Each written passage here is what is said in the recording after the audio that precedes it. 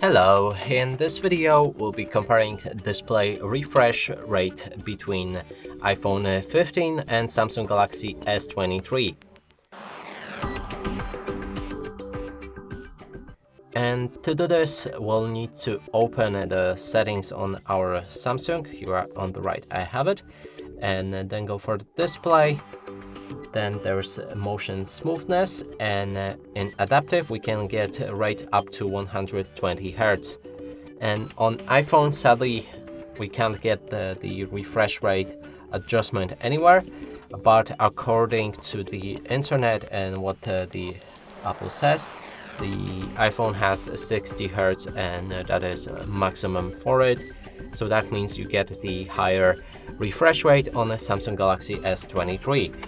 And that's it for this video. Hope you like it. Please consider subscribing to our channel, leave a like and a comment below.